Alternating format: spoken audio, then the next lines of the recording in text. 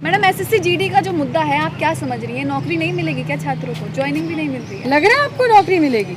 ये हालात देखकर जो देश में हाल चल रहे हैं, नौकरियां आपसे छीनी जा रही है। मेरी एग्जांपल ले लो, अगर आप नौकरी पे हो और सबसे बड़ी बात कि अगर आपके मुंह में जुबान है तो वो नौकरी छीनी जाएगी। और जो सरकार आई ही एजेंडा से है कि सारे जितने भी पब्लिक सेक्टर है, नौकरियां कहाँ से मिलती है? पब्लिक सेक्टर आपको नौकरी देता है ना। पब्लिक सेक्टर को जब प्राइवेट सेक्टर बना दिया, सारा कुछ पूंजीपतियों के हाथ में दे दिया, तो नौकरी कहाँ बचेगी? तो गवर्नमेंट जॉब्स तो वैसे ही नहीं रहेंगी। तो जब गवर्नमेंट जॉब खत्म करने की नीति है, जैसे आप अभी किसान आंदोलन में जाती है ना, आप कवर करती है किसान आंदोलन को। किसान आंदोलन क्या है? जो एक ऐसा क्षेत्र था जिसकी सबसे ज़्यादा रेवेन्यू हमें मिलता था और जो सबसे बड़ा हमारी इकोनॉमी को ठीक करने के लिए हमारा एग्रीकल्चर सेक्टर था। तो जब उसको नहीं छोड़ रहे, वो प्राइवेट कर रहे हैं, वो पूंजीपतियों के हाथ में दे रहे हैं, तो फिर ये बच्चे क्या, ये तो इनका तो ये जो लोग यहाँ पे बैठे हैं, ये इतना बड़ा स्कैम है, जितने ये अपने हक के लिए यहाँ पे बैठे हैं, तो कुछ नहीं मिलेगा। अगर इसी तरीके से चलता रहा तो ये सब बेच देंगे।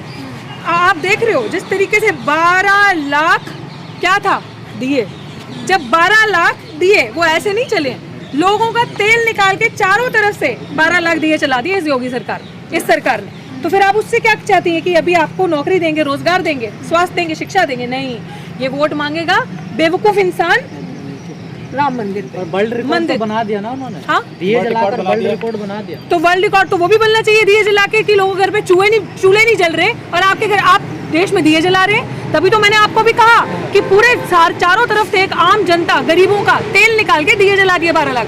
और ये भी वर्ल्ड रिकॉर्ड बनना चाहिए कि वर्ल्ड रिकॉर्ड आप लोगों ने देखा था कि जब देश भुखमरी की कगार पे आ चुका है तो उसका भी रिकॉर्ड बना था 101 नंबर पे। वो कौन बताएगा? आप इनके वर्ल्ड रिकॉर्ड दिखाएंगे। और ये गोदी मीडिया वाला काम मत कीजिए, क्योंकि जनता को आप लोगों पे विश्वास है, विश्वास मत तोड़िए लोगों का। जी, पकौड़े तलेंगे नौजवान, आप पकौड़े तो तल रहे हैं। और ऑप्शन क्या है जनता के, हम लोगों के पास, यूथ के पास ऑप्शन क्या है? जब सरकार सब कुछ बेचकर पूंजीपतियों के हाथों में दे रही है, सब कुछ बेचकर, पूंजीपति कौन? विच मीन्स कि पूरा कैपिटलिज्म लेकर आना है, सारी चीजें जो देश की है, मूलभूत चीजें सब इन कॉर्पोरेट हाथों में देना है, अंबानी अडानी के। हमारे पास कुछ नहीं बचेगा।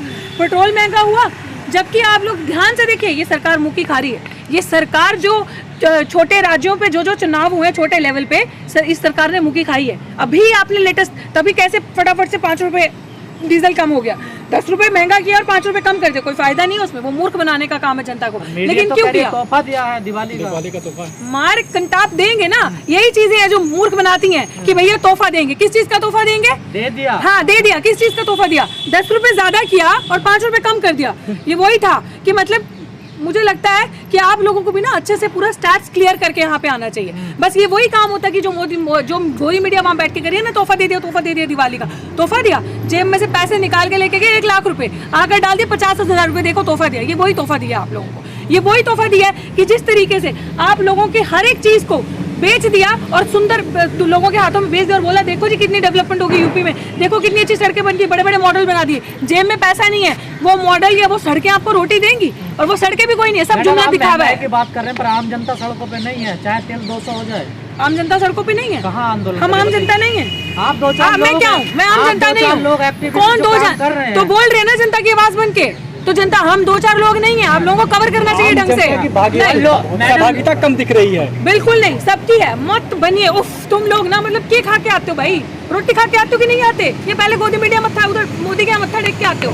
आम जनता की आवाज है, आम जनता प्रताड़ित है, आम जनता प्रताड़ित थी, इसलिए भाजपा चुनाव हारी। वो दिवाली तोहफा नहीं था जो तेल कम किया, वो थप्पड़ था जो चुनाव, जो बीजेपी हारी ना 4 राज्यों में, 4 जगह पे। ये वो कौन से चुनाव हुए थे, क्या कहते हैं, उपचुनाव में जो बीजेपी हारी है, ये उसका थप्पड़ था। और पता चल गया, घबराहट मच गई, सनसनी मच गई कि ये हो गया, क्योंकि वहां पे तो ईवीएम मैनिपुलेट कर नहीं सकते, बहुत छोटे छोटे चुनाव है। ईवीएम तो रखिए बड़े चुनाव के लिए। अभी जो योगी का जो सपना देख रहे हैं सीएम बनने का, हमारे योगी जी, ढोंगी जी, वो वहां का इस्तेमाल करेंगे। तो वो जो छोटे छोटे चुनावों ने, जो जनता की आवाज ही थी, जो आप करो जनता बाहर निकल के नहीं आती।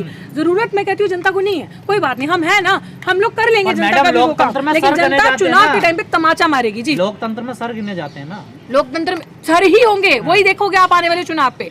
आप देख रहे हो ना, देखो जब आप कोई रिसर्च करते हो ना बड़ी, तो पहले पायलट स्टडी करते हैं, पायलट स्टडी करके रिजल्ट देखा ना, अब ये जनरलाइज करो सैंपल को आगे, अब देखना आगे क्या थप्पड़ पे थप्पड़ बचता है। कई चुनावों में ऐसा हुआ, उपचुनाव बीजेपी हारी और वैसे चुनाव जीत गई है वो। हाँ, तो वो मैं तभी तो बोल रही हूँ, छोटे लेवल पे थोड़ी ना घोटाला किया जाता है, घोटाला ये बड़े बड़े लेवल पे करते हैं। इसीलिए हम बार बार आपको कहते हैं जब आप ये कवर करो ना, तो इस बार आप लोग भी जहाँ पे चुनाव जब होंगे ना, तो जहाँ ईवीएम इस्तेमाल हो रही होगी ना, वहाँ भी कवर करने जाना, वहाँ भी लोगों से पूछना किसको वोट दिया, किसको वोट दे के रहा, क्या करके। ठीक है, वो आपका एंटाइटल, आप नहीं बताओगे किसको दे के रहा, क्या हुआ तो अच्छी बात है ना। ममता जी ने हवा टाइट कर दी थी कि बंगाल में ईवीएम नहीं चली, वरना वहां भी करते, वहां पे भी जहां जहां कर सकते थे करे। लेकिन ममता ने इतनी अच्छी हवा टाइट कर दी, इनकी दीदी ने, मोदी जी की, ममता जो करके चिल्लाते थप्पड़ बजा मुंह पे, और ऐसे ही आगे भी बचेगा। और इसी तरीके से जो देश का युवा जागरूक हो रहा है, देश की जनता जागरूक हो रही है। जरूरी नहीं है कि अब इतने लोग हैं जहां सारा दिन मोदी मीडिया मोदी मोदी मोदी मोदी मोदी करती रहती है, वो थोड़ी ना आम जनता की आवाज़ बताएगी। आप मुझे बता दो, कोई चैनल अभी महंगाई पे बात कर रहा हो, कोई चैनल अभी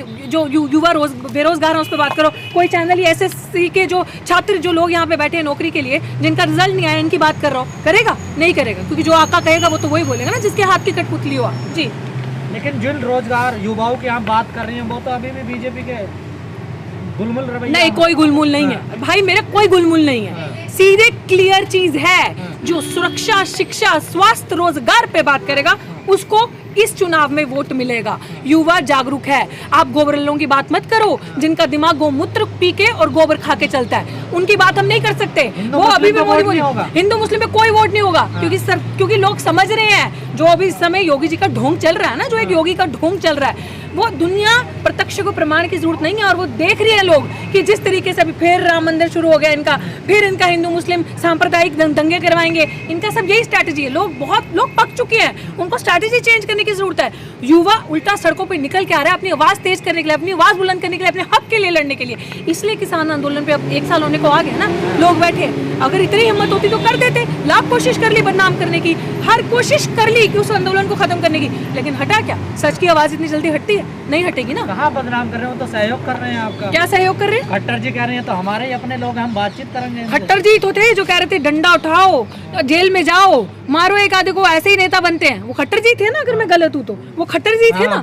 तो फिर वो कौन से खट्टर जी? इनका ना दीन है ना ईमान है, ये एक्चुअली गुंडे हैं। तो जो गुंडे होते हैं ना, उनका इनकी सिर्फ एक ही चीज की स्ट्रैटेजी होती है, दंगे करो, गुंडाई करो, नफरत फैलाओ, एक दो को पीटो, जेल में जाओ। जेल में भी अपने लोग बैठे हैं, उसके ऊपर भी अपने लोग बैठे हैं, उनको कोई उन पर मुकदमे भी नहीं लगेंगे, बेल भी होगी तो दूसरे दिन बाइज्जत बरी हो जाओगे। ऐसे थोड़ी ना आर्यन खान का मुद्दा बना।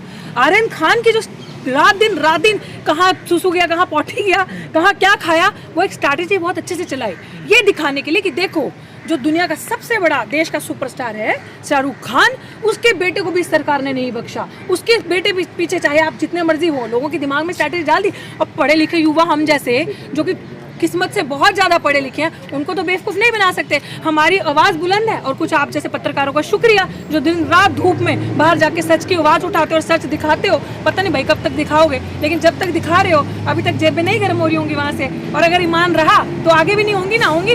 बता दो भाई, अपने में कैमरा पैन करके होंगी। आप करना चाहो तो कर देना गरम। हाँ, हम दे देंगे। आप विश्वास रखिए, जिस दिन हमारे पास पैसे आए हम लोग जरूर आप लोगों की मदद करेंगे, क्योंकि आप लोग सच की आवाज उठा रहे हैं। तो वही चीज है, वो लोग ये चीजें नहीं दिखा रहे। आर्यन खान का इसलिए दिखाया कि क्या खाया क्या पिया सब पता है। वो बंदी जो ये मीडिया चला रही थी ना, ये जो 2-3 औरतें गोदी मीडिया की, ये जेल में बैठी हुई थी आर्यन खान के साथ। पे क्या विचार है आपका? आप किसान आंदोलन की बात कर रहे हैं। देखिए, हम सीधी सी बात है कि जो भी इंसान कानून को अपने हाथ में लेगा, which I mean that we don't have जिसपे लोगों का पिछले कुछ महीनों से, पिछले कुछ सालों से इस तरीके की हादसे होते आए हैं कि जहाँ पे फेयर जो है ट्रीटमेंट नहीं मिलता। जो पुलिस वाले हैं वो जाति देखकर अपना काम करते हैं, फैसला सुनाते हैं, या जाति देखकर, जैसे आप किसी रेपिस्ट को ही मान लीजिए, ये पहला ऐसा देश होगा कि आरोपी के लिए या रेप करने वाले के लिए जाति देखकर उसका फैसला लिया जाता है कि उसको सजा क्या होगी। तो लोगों का विश्वास नहीं है सिस्टम में, लोगों का विश्वास नहीं है कानून प्रति, क्या होगा, कानून क्या करेगा या पुलिस वाले क्या करेंगे, विश्वास नहीं है। बट मैं फिर भी ये चीज कहती हूँ, सुनिए, वही मैं कह रही हूँ, मैं उसी चीज पर हूँ कि किसी भी इंसान को इस देश में जब तक संविधान है और संविधान रहे हमेशा, किसी भी इंसान को कानून को अपने हाथ में लेने का कोई भी वो नहीं बनता हक। अगर आपने कानून को हाथ में लिया तो सबसे बड़ा गुनाह आपने किया है। आपको, अगर मैं अभी भी ये चीज़ कहती हूँ कि लखबीर हत्याकांड जो था वो बहुत गलत चीज़ थी। अगर किसी भी, मैं खुद सिख परिवार से आती हूँ, मैं इस चीज़ की इज्जत करती हूँ कि हम लोगों के लिए एक बहुत बड़ी चीज़ मानी जाती है गुरु ग्रंथ साहिब, हम लोगों के लिए लिविंग गॉड है, जो लोग मतलब इस चीज के लिए जो संविधान से बड़ा तो नहीं है ना। That's, मैं आप ही की चीज पे आ रही हूँ। संविधान से बड़ा इस देश में कुछ नहीं है। Constitution is supreme in our country. I am saying, मैंने तब भी देखा, अगर आप मुझे ट्विटर पे फॉलो करते हैं, अगर आप मुझे इंस्टाग्राम फेसबुक कहीं पे फॉलो करते हैं, आप डॉक्टर रितु सिंह ऑफिशियल को जाकर देखिए, मैंने हर जगह ये स्टेटमेंट दी कि इस देश में संविधान का राज है, इस देश में संविधान सबसे ऊपर है। लेकिन बाबा साहब ने भी यही कहा था, अगर आपने डॉक्टर भीमराव अम्बेडकर को पढ़ा तो कहा था कि संविधान जितना भी खूबसूरत क्यों ना हो, लेकिन अगर उसको चलाने वाले लोग बुरे हैं तो संविधान बुरा ही कहलाया जाएगा। तो जो लोगों का विश्वास नहीं है इन चीज़ों में, तो वो इन लोगों, इन जैसे गुंडे, इन जैसे सांप्रदायिक कम्युनल दंगे करवाने वाले लोगों की वजह से ही है। और वो तो किसान थे, गुंडे थोड़ा। That's what, कौन किसान थे? हाँ, वो गुंडे नहीं थे, मैं नहीं कह रही कि वो गुंडे थे। जो भी उन लोगों ने किया, आई am saying it on camera and on record, that was wrong. आप लोगों को अपने हाथ में कानून नहीं लेना। आप जहाँ पे भी बैठे हैं, देयर इज लॉ, आप प्रोटेस्ट करें, आप कानून के हवाले करें। अगर कानून आपको लग रहा है डिले कर रहे हैं, अगर आपको लग रहा है कि पुलिस डिले करिए, प्रोटेस्ट करें, बैठ जाएं अपनी मांग के लिए वहाँ पे। जब तक होगा आप तब तक अपनी मांग करें, बट संविधान के दायरे में रहकर।